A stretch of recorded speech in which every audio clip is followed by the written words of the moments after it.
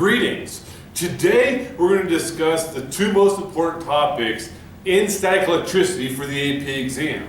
The first is conservation of charge, and the second is Coulomb's law. Now we've already discussed two conservation laws. This one is a little bit easier. It just says that the charges can't be created or destroyed. The total charge always remains the same. You're not going to create charge or destroy it. And charges are carried by electrons or protons. So an electron has a charge known as the elementary charge, and it's equal to negative 1.6 times 10 to the negative 19th coulombs. Should you memorize that number? You don't have to, because it's on your table of information. If you're ever like, hey, what's the charge of a single electron? Look it up. You don't have to memorize it. The charge of the proton is a very similar number, so you don't have to memorize it either. The charge of the proton is a positive 1.6 times 10 to the negative 19th coulombs. Bear in mind they're both in negative 19th power, and they're both in the unit coulombs. The coulombs is just the unit for how much charge is there. Conservation of charge. The first kind of thing you have to understand is you can't get fractions of this charge. You can't get half the charge of the electron. Technically, the charges in the electron are made up from quarks, and there are three of them that work together to give you that charge. But quarks never play alone. There's always going to play together, always giving you that amount of charge. And so if you get questions like, hey, what happens if you find you got 8 times 10 to the, 0.8 times 10 to the negative 19th coulombs? You should look at that and be like, no, you did not get that charge, because you cannot get half the charge of an electron. It's going to be always a charge of 1 electron, or 2 electrons, or 3 or 4, never some amount in between. So you cannot get a charge of negative 2.0 times 10 to the negative 19th. No, it is going to be 1.6, or 2 times 1.6, that's 3.2, or 3 times 1.6. Always the charge has to be a multiple of 1.6 times 10 to the negative 19th. Always. So this question says, tiny drops of oil that have different amounts of electric charge produced by a random process are sprayed into a region between positively and negatively charged plate. The charge on each drop is determined by analyzing the effect of the electric force on the drop's motion. Two graphs of the numbers of drops as a function of the charge on each drop, where E is the force of the electron, are shown above. Which graph shows the most likely result operating the experiment several times? So look at the graph before you answer. On graph 1, you got this peak around 1 electron, 2 electron, 3 electron, 4 or 5, or the charge of 1, 2, 3, 4, 5 electrons. Where here you got this kind of gathering all around 1 electron, maybe 1.5 or half. That's craziness. Okay, you can't get charge of half an electron. You should not have these peaks nearby. It either should be the charge of 1 electron, because you have 1 electron move, or you have 2 electrons on there. Therefore, you should get the charge of 2 and a spike there. So only graph 1 is correct. It's not correct because they have the same amplitude. You could have randomly, a group of oil drops all get 2 electrons, and so what? That's okay. That can happen. The best answer here is answer B, because it shows that within experimental air, charge only exists in multiples of E. What do they mean by experimental air? We get a few data points here in between because the person doing the measurement made some mistakes. There's some experimental air. What about this question? A researcher is analyzing data from a high-energy particle collision. The result of the analysis gives a value of 8.8 times 10 to the negative 19th coulombs, plus or minus 0.1, as a margin of error for the charge of one of the emitted particles. Should the research accept this value? Well, let's see. That's on the order of times 10 to the negative 19th. So that should be a multiple of 1.6. Let's bring up a calculator, see what's going on. Okay, I now have a calculator on screen, and I guess we'll leave it here. If we take, let's clear everything out. We take 8.8 and we're going to divide it by 1.6. We get 5.5. That's not with the air. They say they're accurate to 0.1. There's no way, okay? Because if you have 1.6 times 5, you would get 8. If you have 1.6 times 6, you'll get 9.6. They're saying they're only off by 0.1. That's craziness because that is not an integer multiple of the electron. Now, you do have to be careful. I am playing on the order of magnitude of times 10 to the negative 19th. If that were times 10 to the negative 10th or 11th or 12th, it'd be fine because you're dealing with digits that are so insignificant. But if you're on the order of times 10 to the negative 19th, you need to be a multiple of 1.6, and it's not. So I would say no, we cannot accept that value because the value is not an integer multiple of the elementary charge. Another kind of problem that uses this idea of conservation of charge is one like this. Let's say we have two conducting spheres. One has a charge of plus 12 microcoulombs, and the other has a charge of 0 microcoulombs. So it's not charged, it has a positive charge. First of all, is this charge allowed? Of course, because this is 12 micro. That's 12 times 10 to the negative 6 coulombs. That's on an order of magnitude that is 13 times bigger than this. So if you're counting in pennies, this is like having thousands of dollars.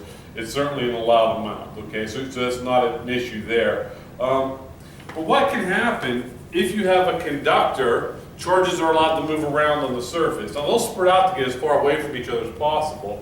But what happens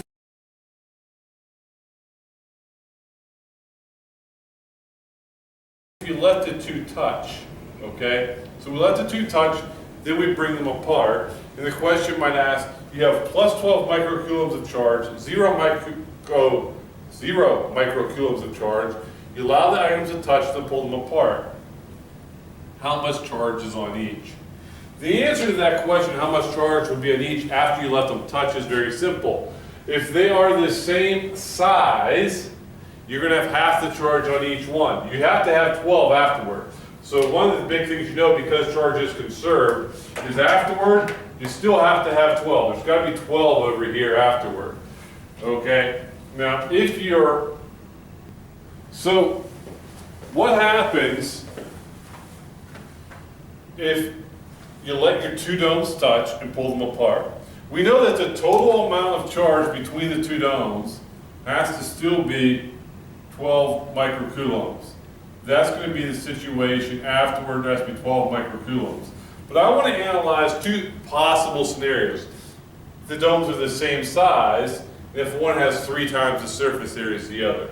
We'll start if they're the same size. We know they have to be 12 microcoulombs between them. Now these charges want to spread out and get as far away from each other as possible.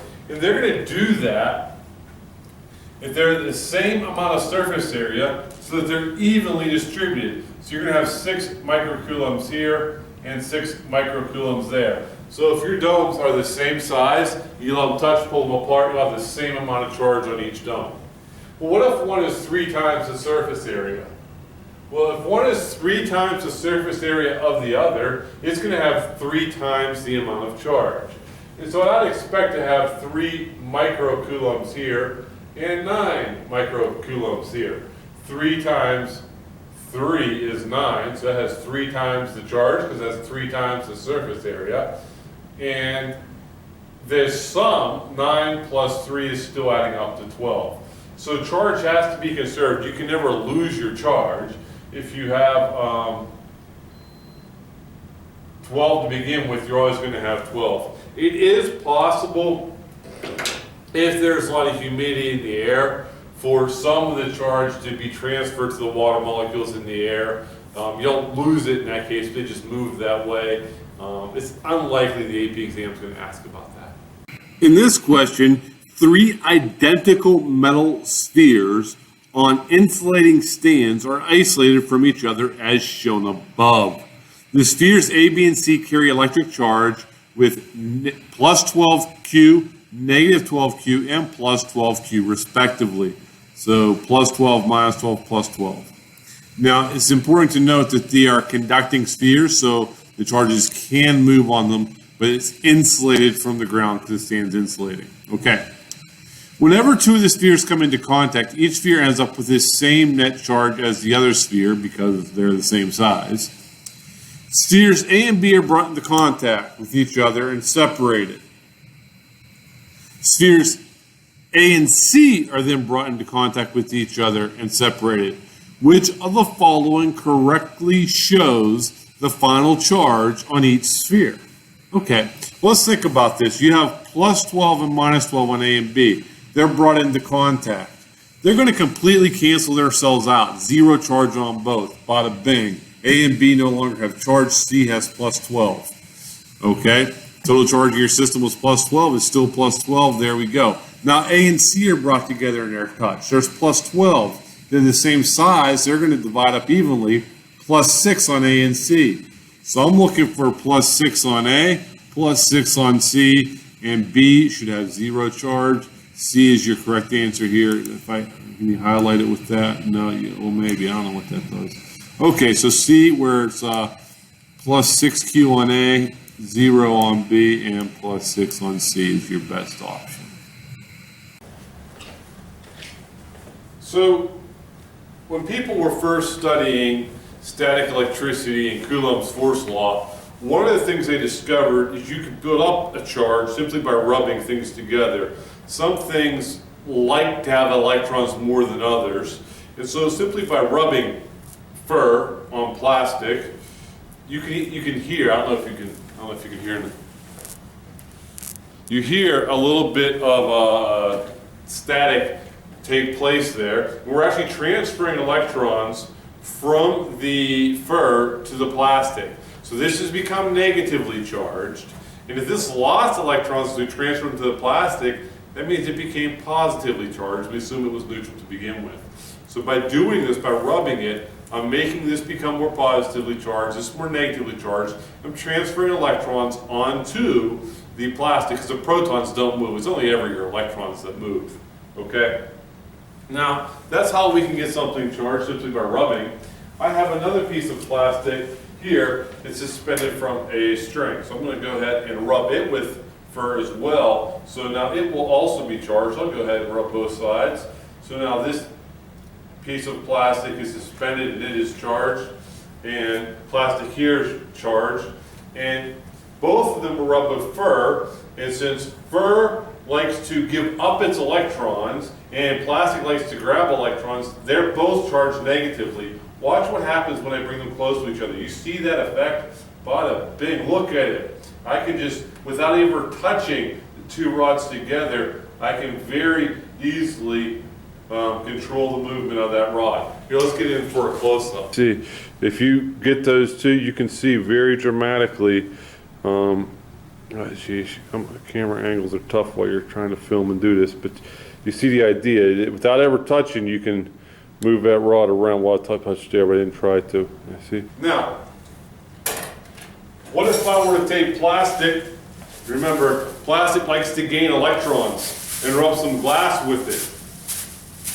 Well, then the glass is going to gain the the plastic will gain the electrons, leaving my glass charged positively. And so what happens when I bring that near the rod here? Watch this. No longer is it repelled. It's going to do what? It's attracted to it. Look at that. It's coming around and says, I'm going to get you. Okay? I can stop it from rotating, make it come back around without touching it because there's a force of attraction there. Okay? So this is one of the first experiments done that showed the electrostatic force can attract or it can repel. It does either. It's like, hey, I can do what I want on the electrostatic force. Okay? So let's go ahead and write down the equation that governs that. The equation that governs that is known as Coulomb's law. Is equal, the force is equal to K times Q over R squared. This is the amount of force. K is a fundamental constant, 9 times 10 to the 9th Newton meter squared per Coulomb squared.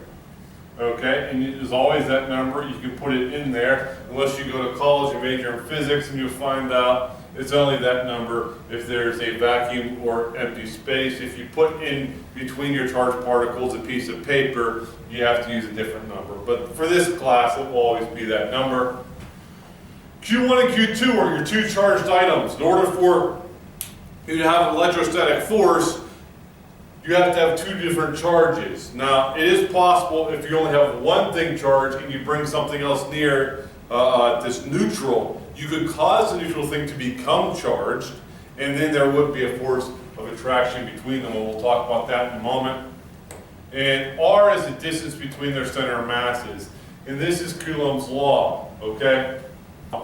Because around this rod, there's extra electrons on here, has a negative charge, and it can exert forces on other charged objects. Paper is a polarized object. Notice I'm able to pick up this paper with just the charged rod. I can pick up paper and it sticks to the bottom there using a rod I've charged. Now, why does this seem extraordinary to us? Because we're so used to gravity pulling things down. Now, that's okay, gravity pulls things down, but while I'm lifting up that paper, is gravity still pulling down on it? Yeah. So let's talk about what's stronger, the electrostatic force or the gravitational force. With the gravitational force, you have the entire Earth pulling on things down with its mass. Gravity pulls with mass. So the mass of the entire Earth is pulling it down. The electrostatic force pulls with charge. I just have a few extra electrons on here pulling this up. And with a few extra electrons, I'm able to beat the mass of the entire Earth. You see, my friends, the electrostatic force is so much stronger than the electrostatic force. Oh my. I think I've misspoke. The electrostatic force is so much stronger than the gravitational force that a few dinky charges can pick up a piece of paper even when the entire Earth's trying to pull them down. So if you want to talk about which force is stronger, the electrostatic force is much stronger than the force of gravity. You can see that in the constant. Both have similar formulas, where the gravitational constant G is equal to 6.67 times 10 to the negative 11th, where the electrical force constant, Coulomb's constant, is equal to 9 times 10 to the positive 9th. That's a huge difference, okay, on the order of times 10 to the 20th. The electrostatic force is way bigger than the gravitational force. Both of those forces are field forces. And what do I mean by field forces? I mean, you don't have to make contact. You don't have to push it like a force normal or something. A field force acts over a distance that there's nothing touching it. And both the gravitational forces and the electrostatic forces follow the inverse square law. So they're both divided by r squared. You see that with field forces, this sort of similar shape where they're inverse square and they reach out through empty space. Anytime you want to make an electric force, you have to make a charge. You charge up an object, you bring another charged object, maybe a piece of paper that happens to be charged, and there's a force between them. It's the same force on both of them because there's only one formula for force. Newton's third law says they have the same force on both of them. If I separate myself from ground where the charges won't leak off me, and I put my hand on here, I will build up the charge as well. And this is commonly done, and then on people's heads, their hair tends to stand up. And so you might see people with a Van de Graaff generator touching it, and you see pictures of their hair standing up. I'm going to do a couple other demonstrations with it. Oh, why would their hair stand up, by the way? Well, the hair would stand up because like charges repel each other. And so if you have two of the same charges on your hair, you charge up just like this, you're all full of negative charges, that's going to cause your hair to stand up because your hair is full of a bunch of charges that repel each other. Now in here I have some crispy rice. It's kind of like Rice Krispies for poor people. And I'm just going to turn this on just for a moment. Notice what happens? The crispy rice flies out. Now why is that? Because, love them bells. As the charges get on that crispy rice, they are charged similarly. They have the same type of charge. And like charges repel each other. So as they both have negative charges, they fly away from each other to get away from each other. This device is known as a pith ball. It is, right now, it is neutral, but it's a conductor, and it's lightweight, so it reacts easily to things. Now, we know that two positively charged items will repel, two negatively charged items will repel, but a positive and negative will attract. What happens if I bring a negative charge near a neutral item?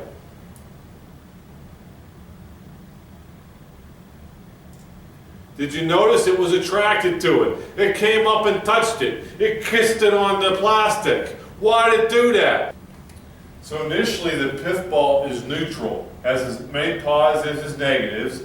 However, the plastic rod had a lot of extra negative charges. When I brought it near, the negative charges on the pith ball were repelled, and they moved to the far side.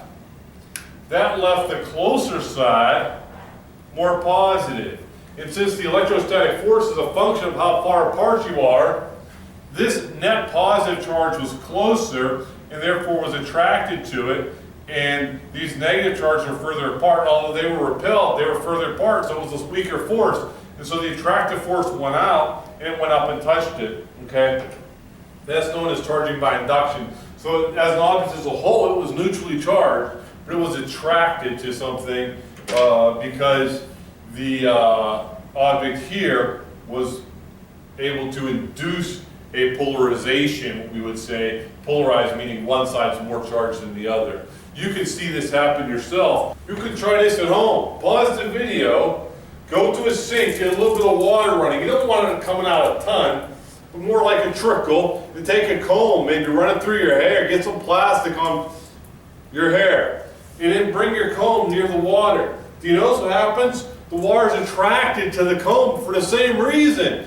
Okay, the water becomes polarized, and you've induced that sort of polar charge in it, and it will be attracted to a charged object then, and I can make the water bend toward my charged rod. It's a Coulomb's force. There's a force in there, okay?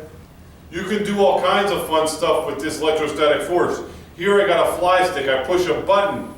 It charges up the front of it. So I'm going to put a piece of conductor on there. It's lightweight, and I'm going to charge it up. Now notice, it pops off for air, and then they're repelled from each other, and I can float that thing in the air. Why? Why? Why can it float? Because there's a force of repulsion, because they both have the same charge. I don't know if it's positive or negative, but both that and the stick have the same charge. So they repel each other. So this question says two charged conducting spheres are separated by a distance d. Screen put on my face. As shown in the figure above, one sphere has a charge of plus 5 q's, the other negative q, and the diameter of each sphere is much smaller than d. And what they're saying is you consider there's a point, you don't have to worry about the radius of that because d is so much bigger. Each sphere exerts a force of magnitude F on each other. The spheres are brought together to touch briefly. After touching, the sphere on the left has a charge of plus 2q. The spheres return to their original location. What is the magnitude of the new force on the sphere? Wow, a lot of fun going to happen here. I need to get my pen. I did select the pen. Okay. We know that initially F equals K Q Q over R squared. And you gotta excuse my penmanship with this sort of thing.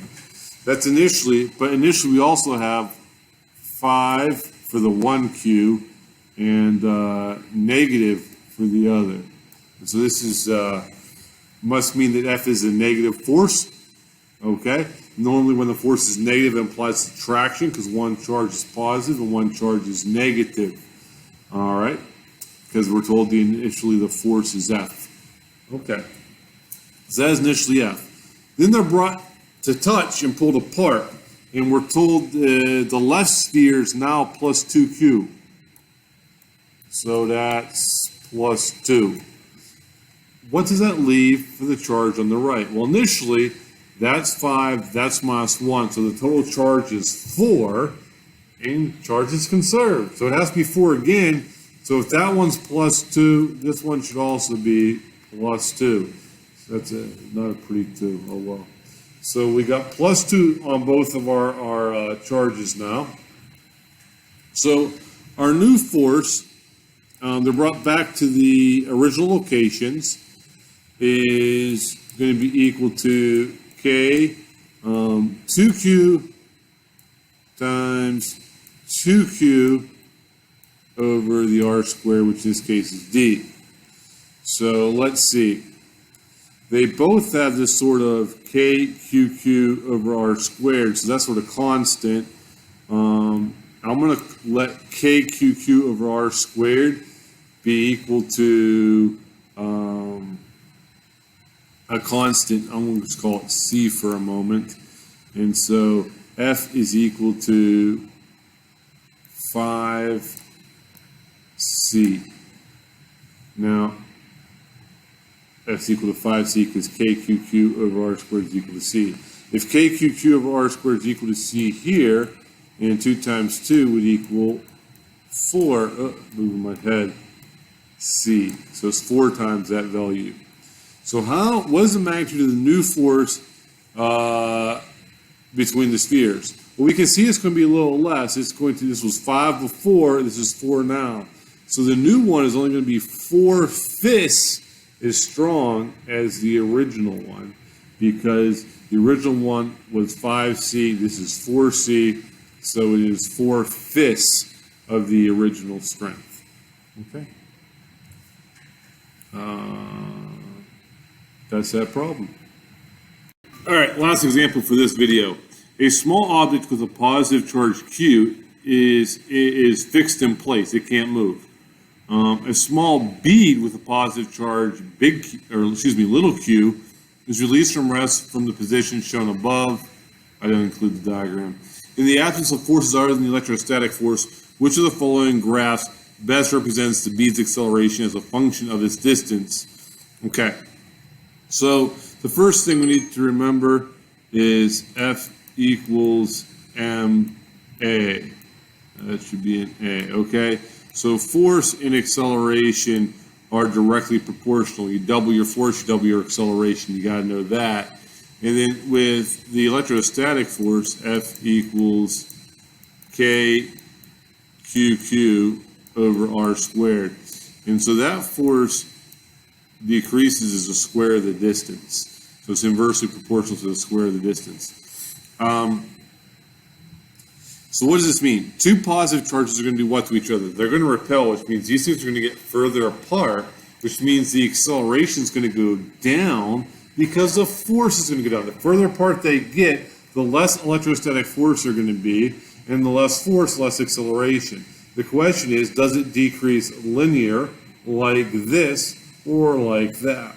Well, this is 1 over R squared, and that's going to look a lot like C. You can prove that to yourself by going to Desmos, our fun quick graphing dude, and I'm just going to type in y equals 1 over x squared, and we're only looking at the positive of this, so if we were to, we can drag the graph, okay, there it goes. So if I'm looking just at the positive, I'm not worried about negative time, you got this sort of downward graph that has that basic shape. If I zoom in on it, maybe I can get you to see the part we're talking about. So that basic shape of the graph right in here is what we're looking at. Okay? Awesome.